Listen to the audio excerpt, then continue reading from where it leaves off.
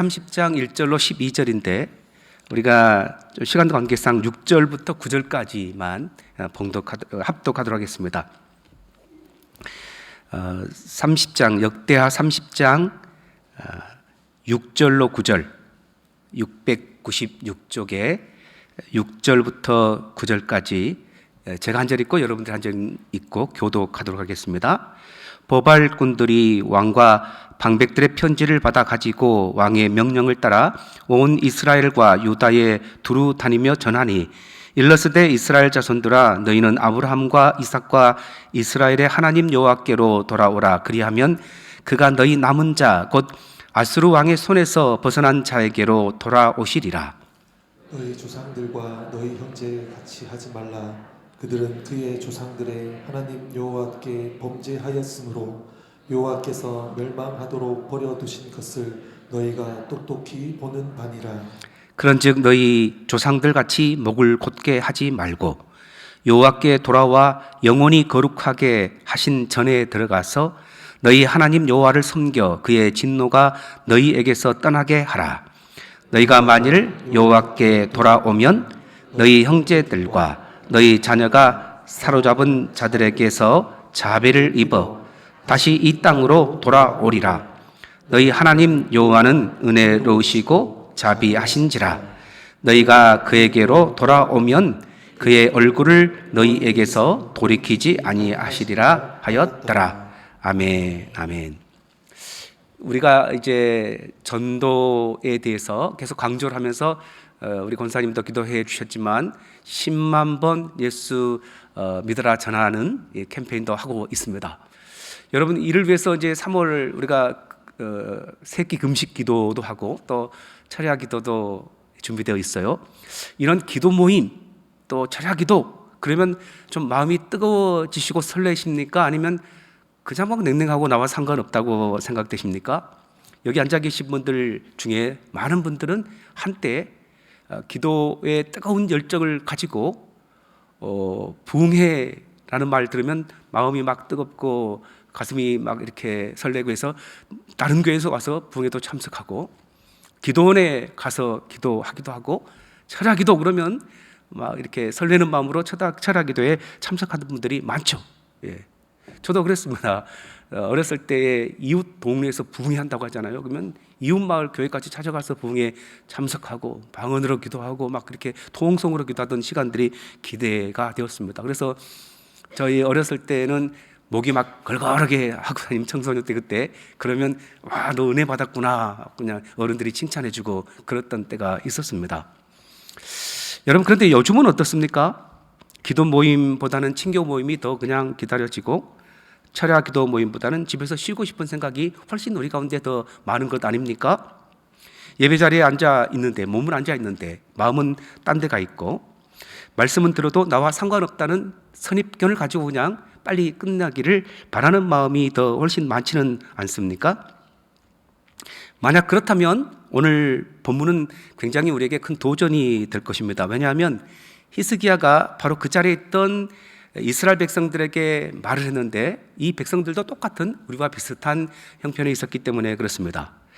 우리가 오늘 본문은 이제 29장에 이어서 30장을 살펴보면 유다 왕국의 역사에서 가장 출중한 개혁의 의지를 가지고 있었던 한 왕, 히스기야죠. 히스기야의 결단을 맞이하게 됩니다. 이미 우리가 지난주에 살핀 것처럼 히스기야가 왕위에 올랐을 때 그 나라는 풍전등화와 같은 위치에 있었습니다. 왜냐하면 그의 아버지 부왕 아하스 왕이 불신앙으로 성전의 문을 닫았어요. 오히려 예루살렘 곳곳에 우상을, 아수르가 섬기는 그런 신들을 갖다 놓고 섬겼습니다. 성전 문은 굳게 닫혔고 여호와를 향한 등불은 꺼졌고 예배가 멈춘 지 오래되었죠. 영적으로 보면 어떻게 보면 거의 그냥 영적인 모든 것들이 멈춘 상태였죠. 그래서 그가 가장 먼저 즉위하고 난 다음에 군사 정책을 이렇게 새롭게 개편하거나 또는 외교 정책을 정비하지 않았어요. 가장 먼저 한 것이 뭐라고요? 성전 문을 열어 제꼈습니다. 그리고 레위인들과 또 지도자들에게 너희는 성결케 하라, 정결케 하라 하고 난 다음에 성전에 있던 쌓여있던 우상 숭배에 잡다한 것들을 다 끄집어 버렸죠. 예배를 회복하기 위함입니다. 왜 히스기야가 이렇게 예배에 그토록 집착했을까요? 예배는 단순한 종교 의식이나 행사가 아니었어요. 예배는 하나님과 우리를 연결하는 생명줄과 같은 것이기 때문입니다. 여러분 그것을 믿습니까? 예배가 무너지면 우리의 삶이 무너지고 예배가 회복되면 우리가 새롭게 하나님 안에서 살아난다는 것을 믿으십니까? 예, 그래서 예배의 회복이야말로 우리의 유일한 생명줄, 생존 전략이다라고 할 수가 있는 거죠. 오늘 본문에서 히스기야는 그 예배의 회복을 위해서 뭘 붙잡았냐면 유월절을 전면에 내세웠습니다. 자, 왜 하필이면 유월절인가? 유월절은요, 이스라엘 백성들의 정체성의 회복이 유월절 속에 들어있기 때문에 그렇습니다. 우리가 누군가? 우리는 하나님의 소유된 백성이다. 왜? 하나님께서 애굽에서 그들을 건져 주실 때에 어린 양의 피를 문설주에 바르고 그것에 순종하는 백성들만 살아남았잖아요. 모든 애굽의 장자들이, 큰아들이, 맏아들이, 초태생이 다 죽임당했어요. 그러나 너는 내 장자다. 이스라엘만 하나님께서 살려주시고 이것을 기억하여 대대로 유월절을 지키라라고 말씀해 주신 것이죠. 그래서 그날을 기억하고 지키는 것, 이것이 신앙의 재건이기 때문에 이제 히스기야는 다른 것보다도 유월절을 지키기 원했던 겁니다. 이렇게 유월절을 준수를 통한 예배 회복을 결단한 히스기야는요, 시간을 낭비할 수 없었어요. 완벽한 조건이 갖춰지기를 기다리는 대신에 당장 할 수 있는 것을 찾아 한 것입니다. 그것이 바로 오늘 우리 가운데 주시는 첫 번째 교훈인데, 회복을 미루지 않는 즉각적인 결단이 필요하다는 것입니다. 여러분, 영적 침체에 빠진 분들이 흔히 범하는 실수가 뭘까요? 내일, 다음에 이렇게 이제 핑계를 대는 겁니다. 그러나 히스기야는 달랐어요. 그는 무너진 신앙의 맥을 회복하는 가장 중요한 것이 바로 급선무고 지금 가장 먼저 해야 될 것이다 라고 생각하고 단 하루도 지체하지 않았어요. 오늘 본문을 보면 굉장히 흥미로운 대목이 등장합니다. 원래 유월절은요, 종교역으로 하나님께서 1월 14일에 지키라 라고 딱 못 박아서 말씀하셨어요. 근데 히스기야가 딱 즉위한 첫 달 열심히 막 이렇게 예배를 위해서 성전 문을 열고 레인들을 정결케 하고 성전에 잡다한 우상을 섬기던 모든 것들을 막 치우고 개혁을 막 했잖아요. 하다 보니까 1월이 지나가 버린 겁니다. 1월 14일에 유월절을 지켜야 되는데 유월절 지키고 싶었는데 시간이 지나가 버렸어요. 그래서 이제 우리가 어떤 핑계를 대기 싶습니까? 제사장들도 지금 충분히 모이지 않았고 백성들도 모으려면 너무너무 시간도 촉박하니까 1월은 그냥 지나갔으니까 내년 1월 14일에 유월절 지키지 뭐 이렇게 생각할 수도 있었죠. 그러나 히스기야는 그렇게 하지 않았어요. 다음을 기다릴 만큼 그는 영적으로 한가롭지 않았습니다.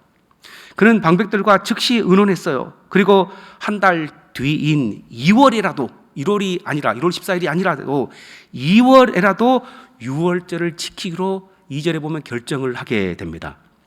여러분, 하나님께서는요, 히스기야가 이렇게 하나님의 율법인 1월 14일에 지키라고 한 것을 한 달 넘겨서 2월에 지켰잖아요. 그렇다고 해서 책망하지 않았어요. 보면 오히려 유월절을 지킨 그들을 축복하시고 기도에 응답해 주신 것을 볼 수 있습니다. 뭘 말합니까? 하나님은 날짜라는 형식보다 당장 하나님 앞에 말씀대로 살고 싶은 그 열망, 갈망을 귀하게 여기신다는 것을 볼 수 있어요. 여러분, 혹시 여러분의 신앙도 상황이 좀 좋아지면 아이들 다 키워놓고 이 고비 좀 넘기면 하고 내일로 미루고 계시지는 않습니까? 우리가 10만 번 예수 믿으라 전하자 이렇게 캠페인을 하고 있는데 뭐 이번에 못하면 다음에도 기회 있겠지 하는 생각 있습니까? 새끼 금식기도, 철학기도 이름을 안 쓴 이유가 뭔지 모르겠어요. 여러분, 왜 이름을 안 쓰십니까? 이번에는 여러분하고 상관없는 겁니까? 대전영락교회 교인들 아니십니까? 이름 쓰세요. 같이 하자니까요. 왜 핑계 대십니까? 나에게는 상관없다고 생각하세요? 아닙니다. 우리가 함께 해야 돼요. 새끼 금식기도 해야 되고요, 24시간 철야기도 1시간이라도 참여하셔야 돼요. 기도하신 분들이 왜 이름을 안 쓰세요? 쓰시기 바랍니다.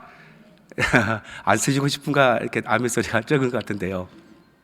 기도하면 하나님께서 은혜 베푸실 줄 믿습니다. 기도할 거리가 별로 없다고요? 예, 편안하다는 것 알아요. 별로 아프시지도 않고 형통하고 먹고 살만 하시죠? 그러나 하나님께서 뭐라고 말씀하셨어요? 너 먹을 것 마실 것 위해서 기도하라 하지 않았어요? 먼저 그의 나라와 그의 의를 구하라. 그리하면 이 모든 것 더해 주신다고 말씀하셨어요.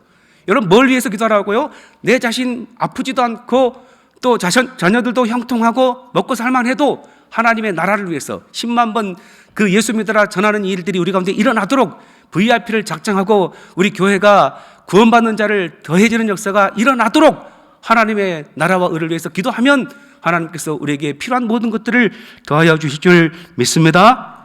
예, 그래서 예배와 기도는요, 영적 습관이지 환경이 받쳐준다고 할 수 있는 것이 아니에요. 하나님 앞에 예배와 기도의 가치를 둔 성도는 어떤 형편, 어떤 환경에 핑계대지 않고 그때 더 절실하게 기도하게 되는 줄 믿습니다.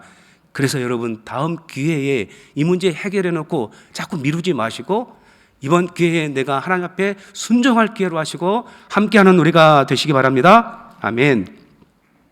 자, 이렇게라도 6월절을 지키기로 결단한 히스기야가 굉장히 이제 발걸음이 좀 분주해졌어요. 전령들을, 보발꾼들을 통해서 이제 저녁에, 이스라엘 전역에 파송합니다. 뭐라고요? 다시 여호와께로 돌아오라. 이 한마디였어요. 보발꾼들이 전국을 다니면서 다시 여호와께로 돌아오라. 아브라함의 하나님, 이삭의 하나님, 이스라엘의 하나님 여호와께로 돌아오라. 이 외침, 이것은 단순한 너희들이 사는 그 곳에서 이곳으로 오라, 장소의 이동을 말하는 것이 아니었어요. 생명의 근원으로 돌아오라는 절박한 호소였습니다. 여러분, 돌아오라는 권면이 현재 이스라엘의 형편이 어떤 건지 혹시 가늠이 좀 되십니까? 그들은 범죄하여 멸망 가운데 버려진 상태였어요. 그리고 목을 곧게 하는 교만으로 하나님을 떠났습니다. 여러분, 혹시 오늘 밤에 하나님께서 우리에게 다시 여호와께로 돌아오라라고 우리를 고면한다면 우리의 상태가 어떤 상태라는 것을 보여줍니까? 여러분, 우리가 한 번도 성전을 떠나지 않은 분들이 대부분일 거예요. 여기 이 자리에 계신 분들은. 그런데 하나님께서 여전히 돌아오라고 말씀하고 계세요. 왜요? 우리가 때로는 몸은 이곳에 앉아있지만 껍데기만 앉아있을 때가 얼마나 많은지 몰라요. 영혼이 딴 데가 있어요. 관심이 딴 데가 있어요. 하나님의 마음에 합하지 못할 때가 얼마나 많은지 몰라요. 그렇지 않습니까? 주님께서는 지금 가장 급하게 여기시는 것이 뭐예요? 한 영혼이라도 더 구원받기를 원하는 마음이 우리 하나님의 절실한 마음인데 우리는 다 마음이 딴 데가 있기 때문에 함께 마음을 합하지 못한 것입니다. 돌아오라고 하나님께서 말씀하고 계세요. 여러분, 이스라엘 백성들이 왜 하나님을 떠났겠어요? 그들이 이스라엘 땅을 떠난 겁니까? 자기의 기업을 떠난 겁니까? 성전을 떠났을까요? 아니에요. 여전히 그들은 같은 곳에서 있었어요. 때로는 그들이 하나님께 번제도 드렸을 겁니다. 물론 아스 왕 때는 이제 그것이 막혀 있었지만 그럼에도 불구하고 그들은 하나님을 떠났어요. 마음이 떠났고 그리고 열정이 떠났던 겁니다. 그리고 많은 사람들이 하나님의 한 분으로 만족하지 못하고 세상의 풍요의 신이었던 바알, 쾌락의 신이었던 아세라를 쫓았고 그리고 아스의 길을 따라갔던 것이죠. 그 결과가 어땠습니까? 비참했습니다. 나라가 나뉘었어요. 성소가 더러워졌어요. 그리고 아수르에게 이제 이스라엘은 멸망하게 되고 포로가 되는 수치를 당하게 되죠. 여러분, 혹시 내 삶도 그렇지 않습니까? 바쁘다는 이유로, 피곤하다는 이유로, 더 중요한 다른 일이 있다는 이유로 계속해서 우리 마음이 하나님으로부터 멀어지고 있지 않습니까? 자, 그렇다면 어떻게 해야 됩니까? 하나님께 돌아가야 됩니다. 어떻게요? 우리 8절 성경을 펴놓고 8절을 한번 같이 읽겠습니다. 8절 말씀. 그런즉 너희 조상들 같이 목을 곧게 하지 말고 여호와께 돌아와 영원히 거룩하게 하신 전에 들어가서 너희 하나님 여호와를 섬겨 그의 진노가 너희에게 떠나게 하라. 아멘. 8절은 돌아옴의 두 가지 단계를 분명히 제시합니다. 첫 번째는 목을 곧게 하지 말고 여호와께 돌아오라라고 말하고 있죠. 이 목을 곧게 한다는 것은요, 거역한다는 것이에요. 고집과 교만을 가지고 하나님 말씀보다도 내 생각을 더 중시 여긴다는 거죠. 이것을 목을 곧게 하지 말라라고 말합니다. 그리고 또 곧게 하지 말고 여호와께 돌아오라라고 말하고 있죠. 여호와께 돌아오라는 것은요, 보통 돌아온다는 것은 갔던 곳에서 돌이켜 오는 것을 돌아오는 것이잖아요. 오늘 본문에서는요, 돌아오라는 말이 많이 나오는데요, 다른 데에서는 전부 다 다른 오늘 본문의 표현에서 돌아오라는 것은 갔던 곳에서 돌아오라는 것인데, 지금 8절만큼은 여호와께 돌아와, 아예 돌아오라는 그 단어가 다른 단어가 쓰였어요. 원어가 뭐냐면 손이라는 단어가 써졌어요. 다른 그 돌아오라는 전부 다 슈브라는 돌이키고 또 돌아오는 단어가 쓰였는데, 여기는 야드라는 손이라는 단어가 쓰였어요. 즉 하나님께 돌아오란 말은 하나님께 손을 들라라는 말이에요. 여러분, 강한 자가 약자 앞에 손을 들면 뭡니까? 징계예요. 징계. 강한 자가 손 들었기 때문에. 그런데 약한 자가 강한 자 앞에서 손을 들었어요. 무슨 의미일까요? 항복이에요. 여러분, 하나님 앞에서 약한 우리가 손을 들었어요. 뭡니까? 손 들고 기도하는 거예요. 하나님 앞에 두 손을 들었습니다. 뭐합니까? 하나님을 찬양하는 것이에요. 이스라엘 백성들이 지금 목을 곧게 하고 하나님 앞에 항복도 하지 않고 하나님 앞에 기도도 하지 않고 그리고 찬양하지도 않았어요. 오히려 바알에게, 아세라에게, 그리고 세상 자기 고집대로 그렇게 살았지 않습니까? 그러나 이제는 돌아오라고 말씀하고 있는 것이죠. 뭐라고요? 항복하라는 거예요. 뭐라고요? 제발 두 손 들고 기도하라. 그리고 이제 다른 세상 것, 자기 욕심 것, 물질을 찬양하지 말고 나를 높이고 찬양하라라는 것이죠. 그리고 둘째 단계는요, 거룩하게 하신 하나님의 전에 들어가 여호와를 섬기라는 것입니다. 우리가 회개라는 것 있잖아요. 돌이킨다는 것은 그냥 말로만 또는 감정으로만 하는 것이 아니에요. 직접 행동으로 하나님의 관계 안에 들어가는 것입니다. 몸을 보이는 것이죠. 이렇게 돌아오는 자에게 하나님이 어떻게 큰 은혜를 베풉니까? 9절을 보니까 제가 읽습니다. 너희가 만일 여호와께로 돌아오면 너희 형제들과 너희 자녀가 사로잡은 자들에게서 자비를 입어 다시 이 땅으로 돌아오리라. 자녀들의 회복을 이야기하고 있죠.